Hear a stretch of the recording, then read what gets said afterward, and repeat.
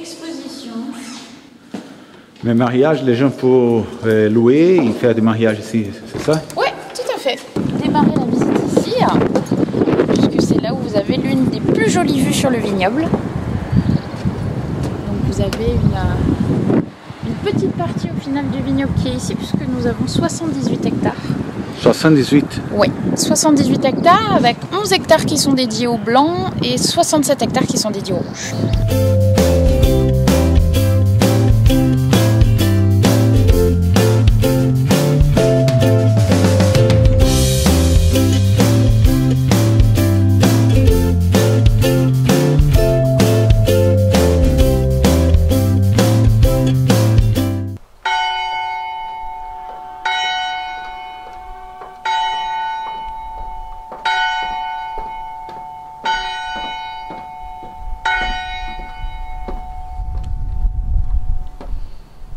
Donc c'est une œuvre d'art qui a été faite par un artiste qui est américain, qui s'appelle Chuck Oberman.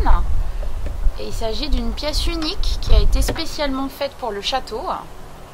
Elle s'appelle Nouaison, donc ça représente la transformation de la fleur de vigne en raisin. Donc au début, quand c'est complètement fermé, vous avez ce qui ressemble à la fleur de vigne, bien sûr, et complètement ouvert à ce qui ressemble au raisin.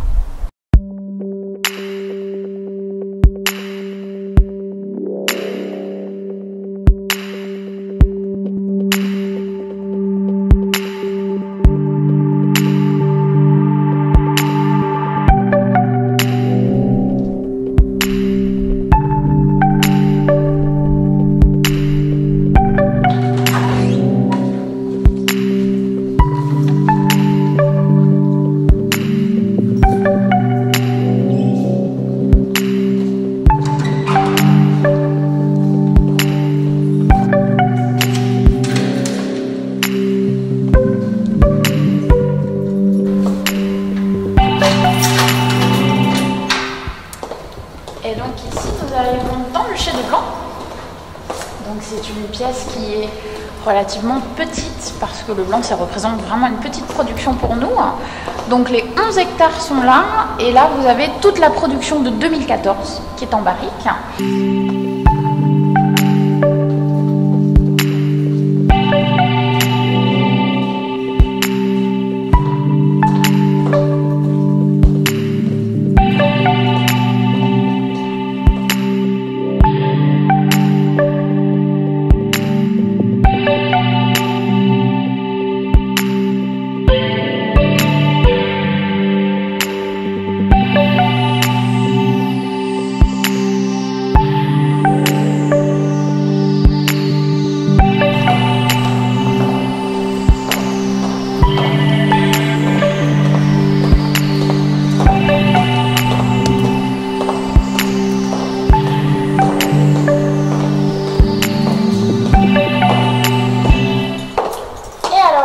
Donc tout d'abord vous avez une vraie découpe du sol, donc pour vous montrer exactement la composition avec ce qu'on appelle très exactement ici des graves gainsiennes, c'est-à-dire que les graves ont été charriés à l'ère du Quaternaire par la fonte des glaces, donc ce qui a créé notamment des rivières, des fleuves qui ont ramené les graves jusqu'ici.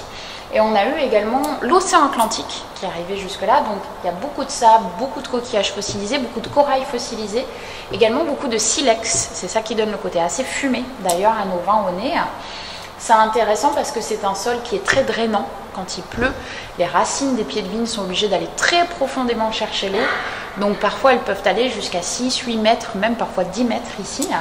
Et c'est un sol qui est assez riche en fer, comme on peut le voir donc en haut à droite où c'est assez orangé. Oui. Il y a une petite partie qui est tombée.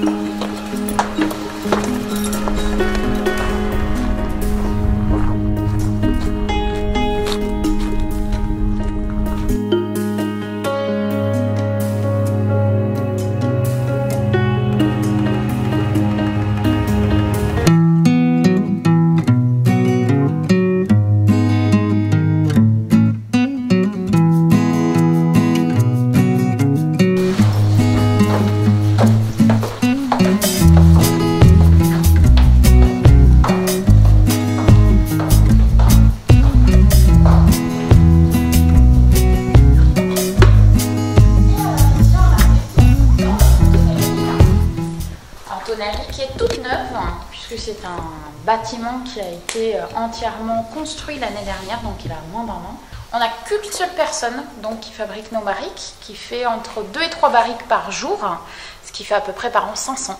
Donc comme je vous expliquais, 500 ça ne fait pas la totalité, il nous en manque quelques-unes qu'on continue à acheter de l'extérieur. Mais après, quelle que soit la barrique, pour toutes nos barriques, elles seront fabriquées avec du chêne français. Pour les barriques par contre qui sont faites ici, c'est notre tonnelier qui va choisir avec le directeur technique le chêne qu'on va utiliser. Donc on travaille avec 7 forêts différentes, c'est que du centre de la France. Donc nous on va acheter le chêne dans cette forme-là et on va le faire sécher nous-mêmes. Donc on le laisse en extérieur pendant 1 an et demi, 2 ans, sans protection, pour qu'il pleuve dessus, pour que voilà, il y ait de l'eau, ce qu'on appelle la maturation, que ça assouplisse un petit peu le chêne. Et on va faire découper, donc après ces 2 ans, les mérins en douelle. Donc ce que vous avez ici, entre les deux, vous voyez, c'est pas tout à fait la même découpe. Donc ça, on sous-traite à une société, c'est découpé à la machine parce que c'est une découpe qui est très particulière, la douelle. Vous pouvez voir ici, si je vous donne un exemple, par exemple, on va prendre celle-ci. Vous voyez donc que c'est plus large au milieu qu'aux extrémités. C'est déjà très légèrement courbé et surtout ça a des angles bien particuliers pour que ça puisse s'emboîter.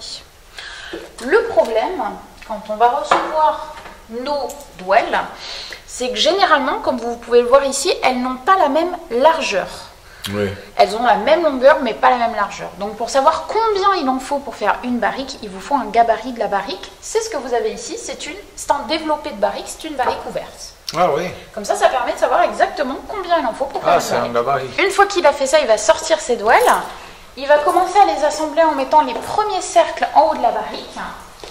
Et cette barrique ira sur le feu. Donc, le feu va être fait avec des chutes de chêne qui sont juste ici. Donc le feu n'est pas fait au gaz. Vous avez par terre un câble. Donc ce câble va aller tout en bas. Et petit à petit, il va resserrer. Donc ce qui permet au bois de prendre la forme, c'est vraiment le feu qui est à l'intérieur parce que c'est ça qui rend le bois élastique. Donc comme ça peut bien prendre la forme sans casser. Une fois qu'il a serré au maximum, il sort sa barrique du feu, il rajoute le reste des cercles. Ça donnera cette barrique-là, que vous avez juste ici. Donc elle a tous les cercles. Et elle repartira sur le feu une deuxième fois. La deuxième fois déterminera la chauffe. C'est-à-dire que plus on brûle l'intérieur de la barrique, plus on a des arômes qui sont forts, moins c'est brûlé, plus ce sera doux.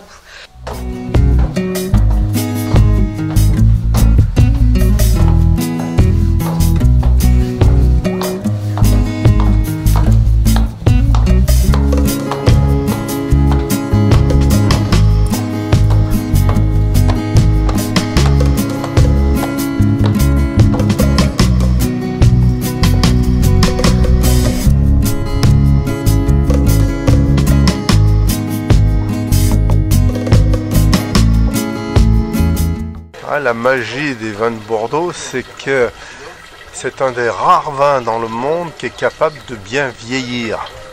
Et c'est-à-dire qu'il se bonifie avec le temps, il s'améliore. Et au bout de quelques années, ça peut être 5 ans, 10 ans, 15 ans, 20 ans ou plus, il devient absolument sublime. Et ça, très peu de régions dans le monde sont capables d'avoir cette vertu-là. Alors moi je suis propriétaire du château Smith-Olafite depuis 25 ans. C'est le 25e anniversaire de ma présence ici au château. Et c'est déjà une longue période. Et ces 25 ans, quel est le millésime qui a marqué beaucoup? Alors le millésime qui m'a marqué le plus, c'est le premier parce qu'il était très difficile et qu'il y a eu le gel, donc c'est un millésime catastrophe.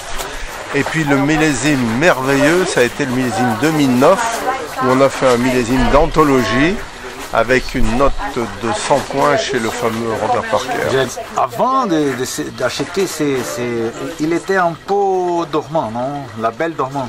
Oui, c'est comme ça qu'on appelait le château avant, la Belle au bois dormant, au Grave dormant.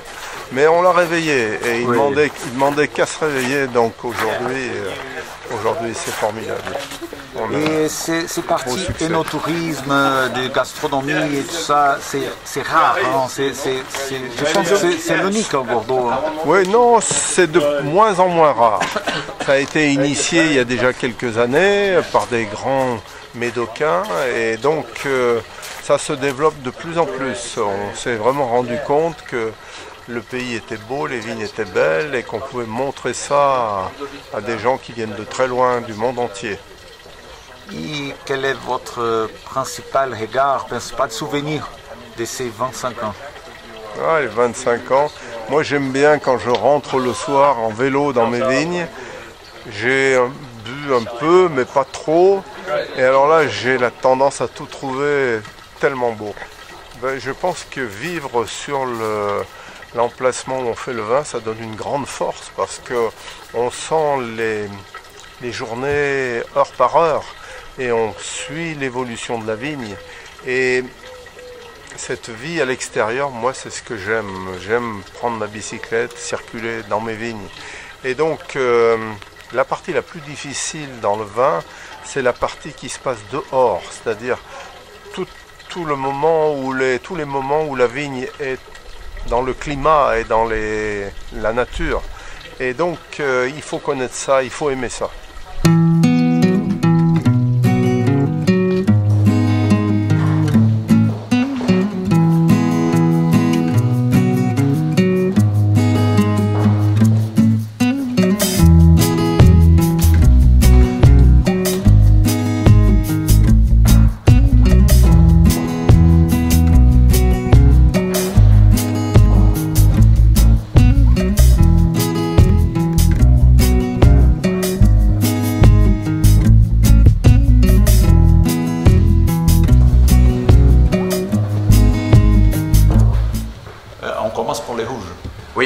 Ici, on préfère commencer par les rouges et puis finir par les blancs parce que je trouve qu'au niveau des sensations organoleptiques, on découvre beaucoup plus de saveurs en finissant sur les blancs que l'inverse. C'est une méthode bourguignonne, mais elle peut s'appliquer à Bordeaux également sans problème.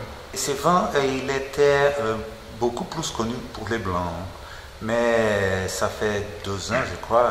Il a eu 5 points de Parker pour les rouges aussi, non? Tout à fait. Alors c'est vrai qu'on a une réputation sur les vins blancs, mais paradoxalement, les vins de Grave sont à l'origine connus pour les vins de rouge. Et on a la particularité sur les vins de Grave, au sein de l'appellation, de produire des très grands blancs et des très grands rouges aussi. Du reste, aujourd'hui, la production en vin rouge est bien plus importante que la production de vin blanc. Et c'est vrai que ce 100 points Parker a permis de révéler à Smith Lafitte les grands rouges, mais aussi de mettre en exergue cette appellation de Grave qui produit de très grands vins. Mais comme son nom l'indique, enfin le nom de l'appellation, qui est une appellation qui est jeune par son nom, Pessac-Léognan, mais dans le passé on l'appelait les vins de Grave. Et les vins de Grave, son nom en lui-même explique la qualité du terroir, sa qualité de Grave. Tout vient du terroir dans le vin. Et partout, dans toute origine, pas qu'en France, pas qu'à Bordeaux, en Italie, en Espagne, au Portugal, c'est le terroir qui prédomine. La qualité du terroir des graves, c'est notre grave gunzienne, qu'on appelle semi-précieuse, et qui à Smith Lafitte est particulièrement importante et dense, puisqu'on la retrouve parfois à plus de 12 mètres de profondeur. C'est pas une grave fine de superficie, mais elle est vraiment très profonde dans le sol. Elle amène ce côté minéral, empyromatique au vin et ce petit côté fumé que l'on peut retrouver qui est vraiment la signature et la caractéristique des vins de la propriété. Merci.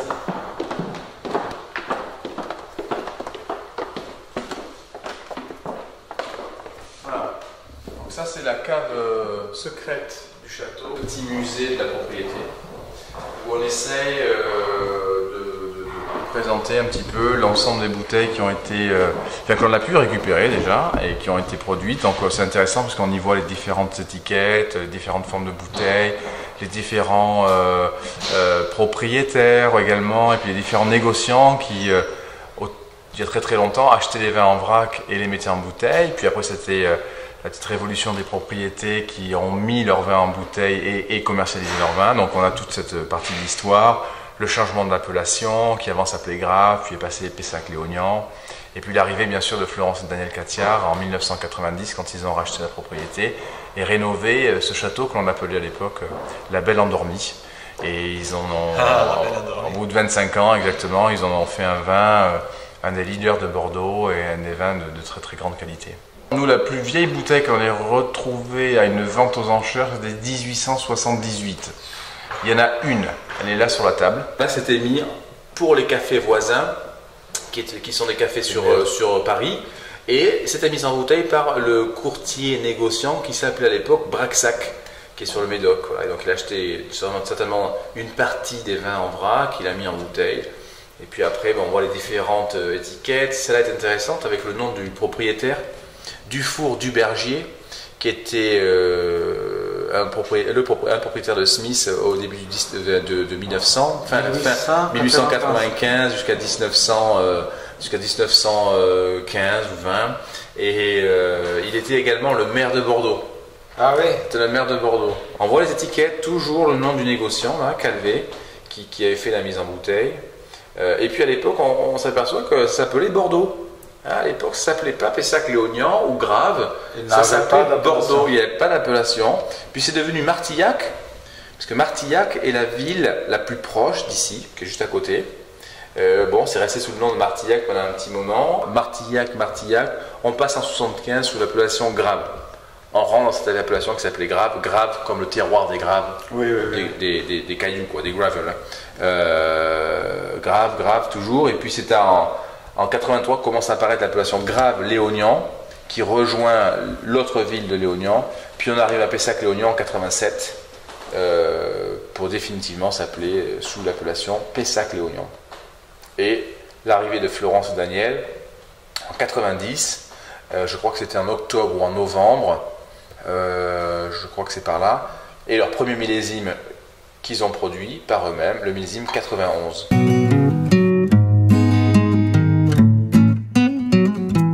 On sait que la propriété existe depuis 1365, c'est l'une des plus vieilles de Bordeaux. On a retrouvé des traces écrites sur le nom de... à l'époque, elle s'appelait Olafite, et pas Smith Olafite, Olafite, par son côté élevé, de colline élevée, Olafite. Lafite veut dire en vieux français le point culminant, le meilleur des points, le plus haut en fait. Donc c'est pour ça que vous avez plusieurs propriétés qui ont le nom Lafite dans leur nom. Et puis au 19e siècle, vers 1860, un Écossais qui s'appelait George Smith a acheté la propriété et puis a ajouté son nom. Donc le vin est devenu Smith Olafite. Voilà.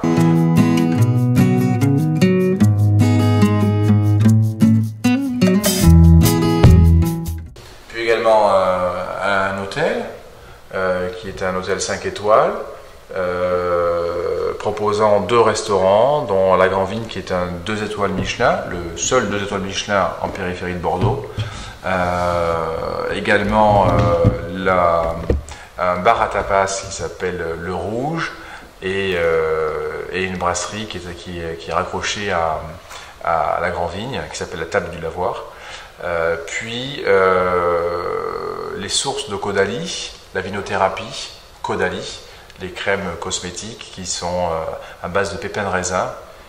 L'ensemble fait de Smith Olafite, avec la propriété, un lieu unique et magique à Bordeaux, puisque on peut avoir l'art, le vin, la cosmétique, et bien sûr les vins, ils sont produits pour être bu et consommés avec de la bonne nourriture, des bons ingrédients, et on a la restauration qui est là pour ça, avec l'hôtellerie ensuite derrière, pour pouvoir résider et passer un week-end merveilleux.